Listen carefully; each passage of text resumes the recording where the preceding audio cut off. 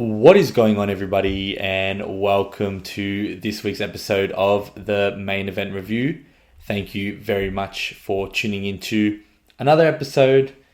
We finished off the Saturday night's main event and we move forward onto Survivor Series with our regular main event sort of reviews, 2 matches, and then all the segments we've had on Raw as well. And as you can tell, a lot of the focus is going to be on who John Cena's final opponent will be, but also my opinions on, I guess, what happened at the end of Raw with Logan Paul joining up with the Vision, hitting CM Punk with the brass knuckles, and I wouldn't say betraying him, but acting as if he was going to be side by side with CM Punk, ended up attacking him and joining the Vision. And when I say joining the Vision, and we'll get to this straight away while we're on it, a lot of people are thinking that he's going to be part of the faction. And again, they could be right. I personally think that that isn't what's going to be happening with sort of this relationship. I think that it's solely going to be for War Games, which is what they're setting up.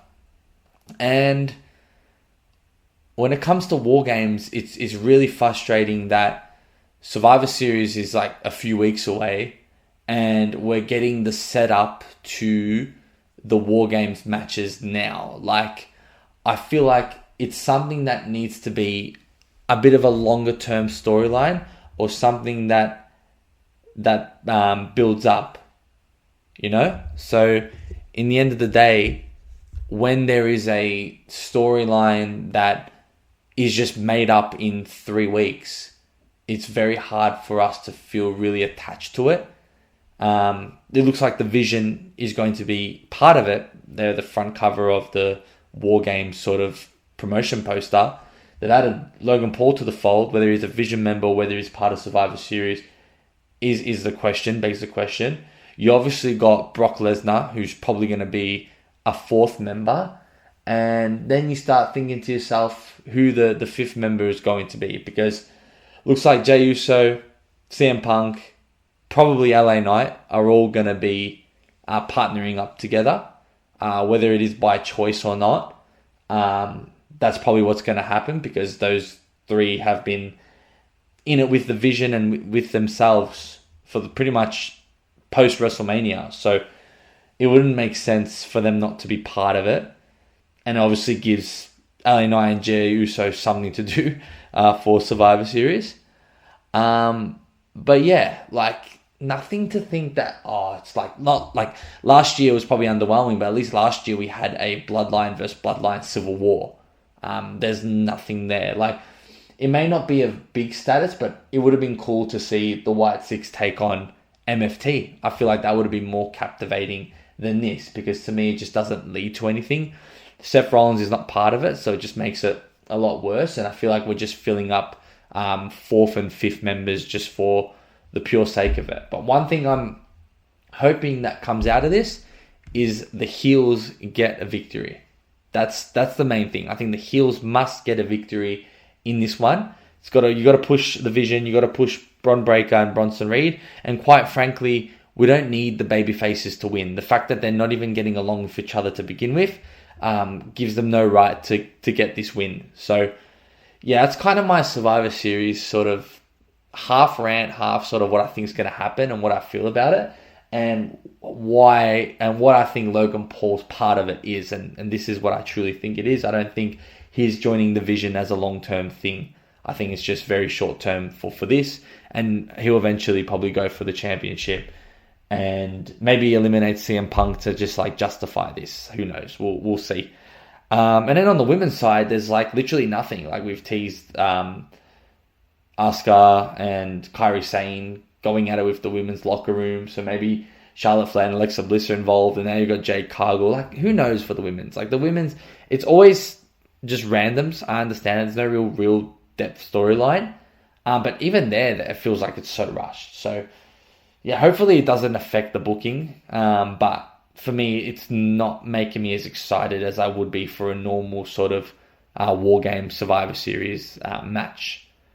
But yeah, we'll go on. We'll move on to the main event review. And we have the first match with Michin taking on Kiana James. And Kiana James, like, she's getting some really good TV time on SmackDown, which is interesting because she's obviously come back from an injury. She's been helping Julia out on the mic, and her character is quite annoying, but I think she's doing a really good job on the mic, and I really like her character.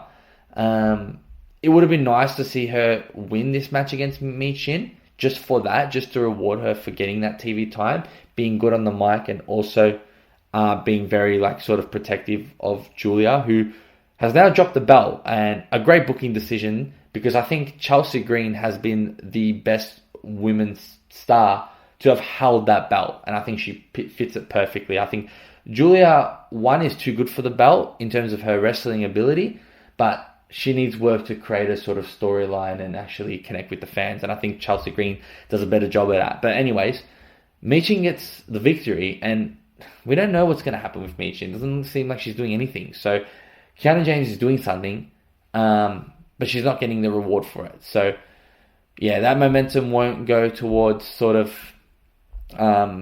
anything soon, but it seems like Kiana James will continue to do what she's doing on SmackDown, maybe leading into a potential feud with Julia and Tiffany Stratton now that they've both lost the titles there. So yeah, again, I'm not going to look too much into it because it is main event, but at the end of the day, it's just probably not the best idea for me, and I don't think it was the right booking at that point as well.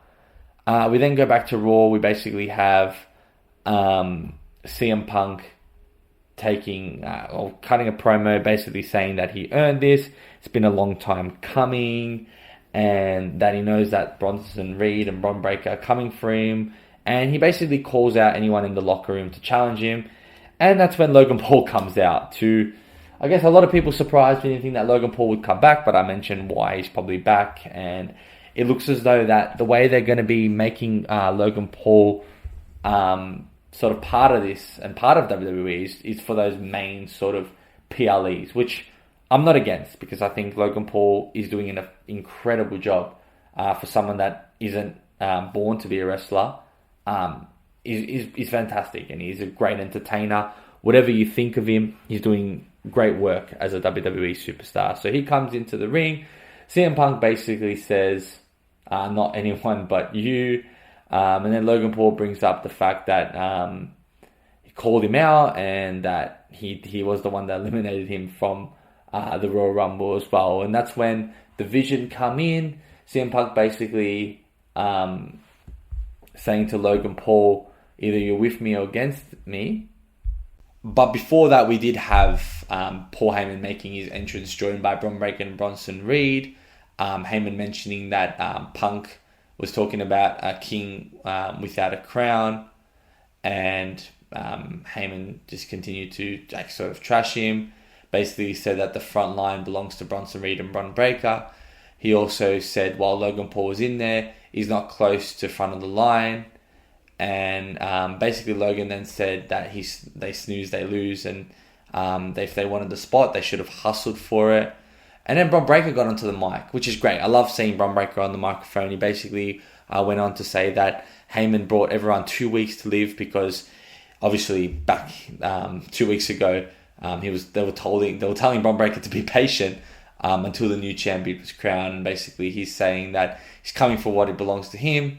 Trashed Logan Paul for being a YouTuber, and threatened to just beat both of them up. And that's when, as I mentioned, CM Punk said to Logan Paul, if you're with me or against me.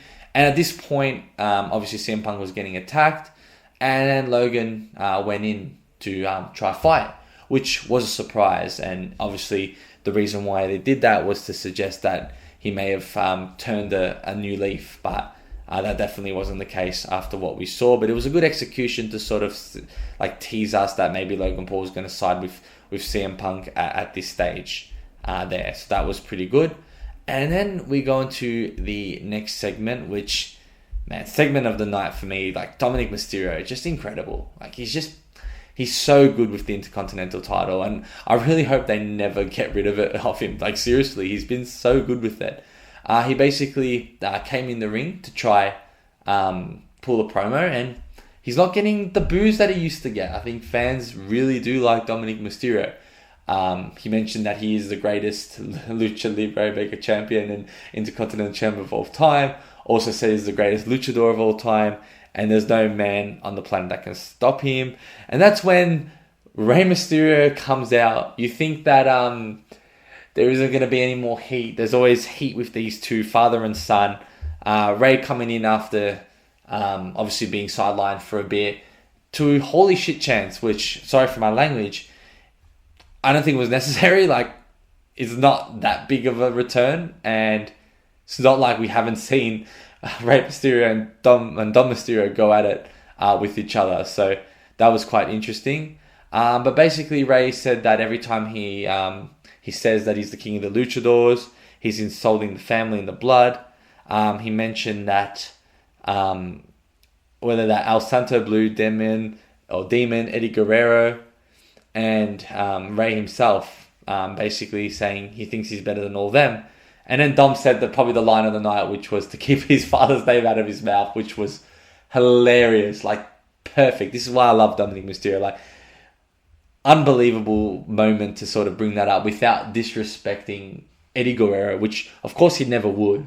But just to hear the chants from everyone else to see how big Eddie Guerrero was also amazing. But for Dominic Mysterio to sort of just like mention it like that was just creative and really cool as well.